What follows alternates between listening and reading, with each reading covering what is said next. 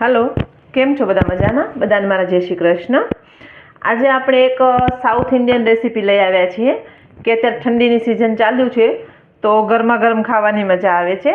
આ રેસીપી એવી છે કે ગમે ત્યારે તમે બનાવીને ખાઈ શકો છો.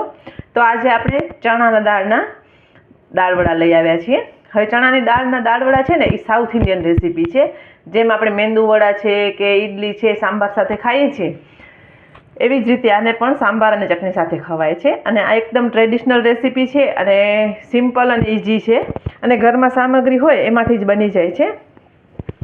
તો તેના માટે મેં પહેલાં ચણાની દાળને પલાળી રાખી હતી ઓવરનાઇટ એટલે આખી રાત માટે એને પલાળીને રાખી હતી. હવે એને ધોઈને કોરી કરી લીધી છે. કોરી એટલે કે સુકાવવાની નથી, ખાલી પાણી કાઢી લેવાનું છે.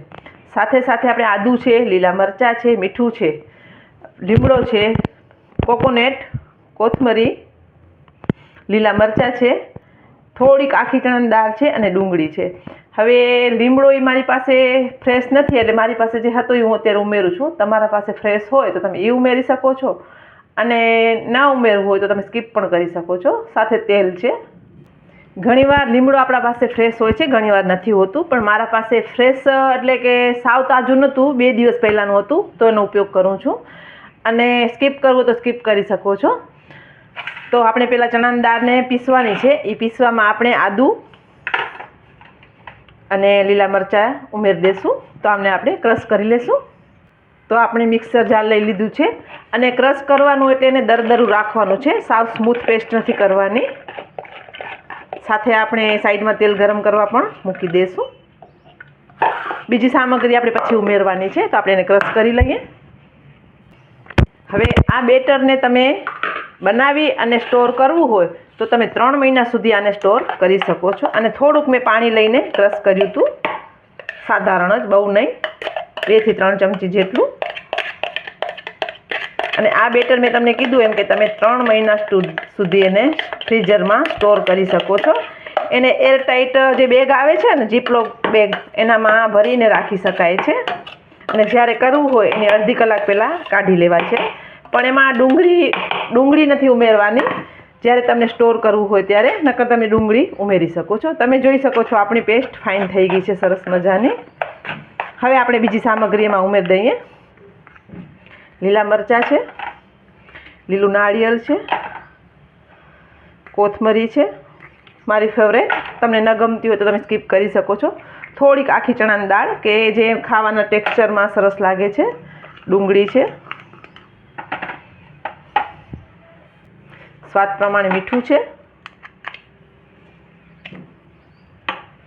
અને લીમડાના પાન છે. હું પણ થોડાક જ ઉમેરું છું. તમને જેટલા ઉમેરો હોય એટલા તમે ઉમેરી શકો છો અને ના ઉમેરવા હોય તો સ્કીપ પણ કરી શકો છો. પણ ઉમેરવાથી થોડોક ટેસ્ટ સારો આવે છે આમાં. આવી રીતે ક્રશ કરીને ઉમેરવાના છે. આપણે અહીંયા ફ્રેશ લીમડો મળે છે, બહારે વિદેશમાં તો ફ્રેશ લીમડો મળતું જ નથી. એ લોકો સ્ટોર કરીને સુકાવીને રાખી દે છે. તો આપણે સાઈડમાં તેલ ગરમ કરવા મૂક્યું છે અને બેટર પણ આપણે રેડી કરી લીધું છે. હવે આમાં તીખાશ માટે આપણે આદુનો લીલા મરચાંનો ઉપયોગ કર્યો છે. પણ તમને જો ઉપયોગ કરવું હોય તો થોડુંક તમે બીજો મસાલો પણ કરી શકો છો. અત્યારે આપણે પણ થોડુંક લાલ મરચું અને હળદરનો ઉપયોગ કરીશું. આ બધા મસાલા ઉપરથી નાખવાના હતા એટલે આપણે સાથે મિક્સ નથી કર્યા. હવે આપણે એમાં હળદર, થોડુંક જીરું, થોડીક હિંગ અને લાલ મરચું ઉમેરવું હોય તો ઉમેરવાનું, સ્કીપ કરવું હોય તો તમે સ્કીપ પણ કરી શકો છો. પણ ઉમેરવાથી થોડુંક ચટપટું સરસ લાગે છે. હવે તમારા પાસે જો ટાઈમ હોય તો આને 15 મિનિટ માટે સેટ કરવા રાખી દેવાનું અને ટાઈમ ન હોય તો તમે તરત જ એને બનાવી શકો છો. તો આપણે તેલ ગરમ થઈ ગયું છે, તરત જ બનાવશું. બનાવવા વખતે આપણે થોડીક ખાવાની સોડા ઉમેરવાની છે. આપણું બેટર એકદમ રેડી છે. આપણે એને તળી લેશું. હવે થોડુંક પાણી લેવાનું છે, પાણીવાળો હાથ કરી અને આપણે ટીકી વાળી અને તળવાની છે. તેલનું ટેમ્પરેચર જોઈ લેવાનું છે. આપણે આવી રીતે હાથમાં લઈ અને આવી રીતે ટીકી બનાવી ને આપણે એને તેલમાં તળી લેવાની છે. તમે જોઈ શકો છો એકદમ ઇઝી ટીકી પડે છે આપણે. જો તમને આવી રીતે ન ફાવે તો તમે ચમચાની કે ચમચીની મદદ લઈ શકો છો, પણ મારી તો પ્રેક્ટિસ છે તો હું આવી જ રીતે કરું છું. અને આને ગોલ્ડન બ્રાઉન નથી કરવાનો, એકદમ એને ડાર્ક બ્રાઉન જ કરવાનું છે. એકવાર તળીને કાઢી લેવાના છે અને બીજી વાર એને તળવાના છે, એટલે ડબલ ફ્રાઈંગ કરવાની છે, એને 2 વાર તળવાના છે.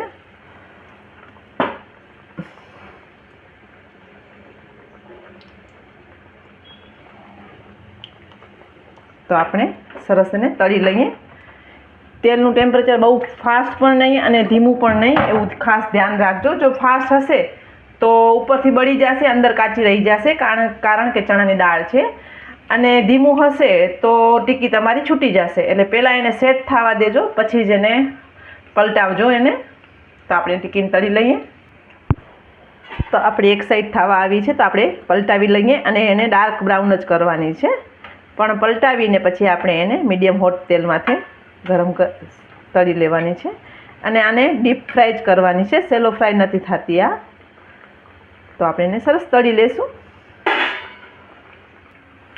આપણે એકવાર એને બહાર કાઢી લેશું પહેલાં, પછી ફરીથી થોડીક વાર રહીને એને આપણે બીજી વાર તળવાના છે. હવે એને તમે દબાવીને પણ તળી શકો છો અને આવી જ રીતે પણ તળી શકો છો. તો આપણે થોડુંક એને દબાવીને તળશું, કે અંદરથી જો કચાશ હોય તો દાળ સરસ તળાઈ જાય અને સરસ થઈ જાય. મારી પાસે આવું ખાખરાનું ઓલું છે, એનાથી થોડુંક આપણે દબાવી લઈએ. આવી રીતે કરવાથી મેંદુવડા અથવા દાળ વડા બીજી વાર ફ્રાય કરવાથી દબાવીને તો અંદર જે દાળનો કાચો ભાગ રહી જાય છે એ સરસ તળાઈ જાય છે ને તમે જોઈ શકો છો એકદમ સરસ થયા છે. હવે આને આપણે ફરીથી તળી લેવાના છે. ડબલ ફ્રાય કરવાથી ક્રિસ્પી પણ થાય છે અને દાળ સરસ ચડી પણ જાય છે, કારણ કે આપણે ચણાની દાળ આખી પણ ઉમેરેલી છે એમાં.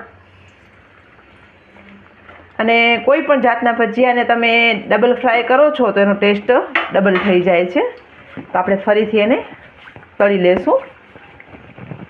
આપણે એકદમ ગરમ તેલમાં તળીએ છીએ હવે, કેમ કે અંદર મીડિયમ હોટ ઓઇલમાં આપણે તળી લીધા છે એટલે અંદર સુધી તળાઈ ગયા છે.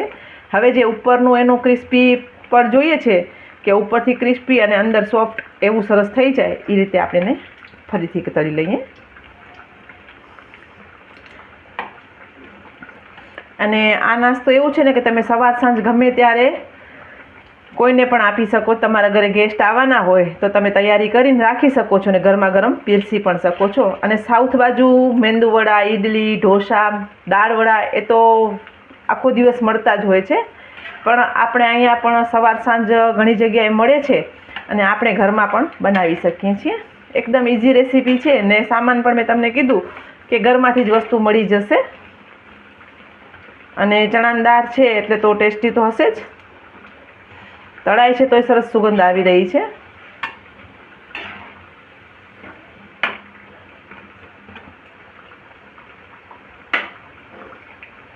તો આપણા દાળવડા તળાઈ ગયા છે. લઈ લઈએ આપણે એક ડીશમાં.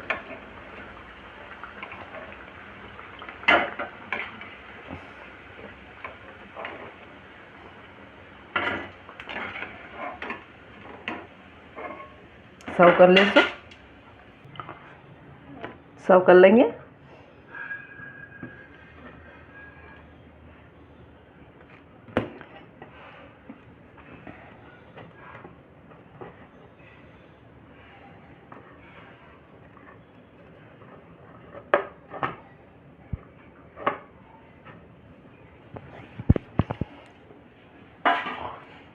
ઉપરથી ક્રન્ચી અને અંદરથી એકદમ ક્રિસ્પી એવા આપણા ચણાની દાળના વડા તૈયાર છે. અને મેં તમને કીધું એમ ગમે ત્યારે ગરમા ગરમ સર્વ કરી શકો છો. એક તમને બતાવું પણ કે અંદરથી પણ સરસ તળાઈ ગયા છે, તમે જોઈ શકો છો. એકદમ ગરમ સરસ છે અને તળાઈ પણ સરસ ગયા છે. તો જોઈને ખાવાનું મન થાય એવી રેસીપી રેડી છે.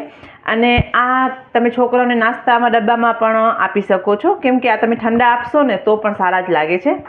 તો ચટણી અને વડા તમે સ્કૂલના ડબ્બામાં પણ આપી શકો છો, અને તમારા હસબન્ડ જો ટિફિન લઈ જતા હોય તો એને સાથે પણ આપી શકો છો. અને ગેસ્ટ આવે ત્યારે તો આપણે બનાવી જ શકીએ છીએ. તો થોડીક તૈયારી કરેલી હોય તો આપણે એક સરસ રેસીપી ઘરે બનાવી શકીએ છીએ. તો સાઉથના ફેમસ એવા દાળ વડા, ચણાની દાળના વડા તૈયાર છે. તો એકવાર તમારા ઘરે ચોક્કસ બનાવજો. બધાને મારા જય માતાજી.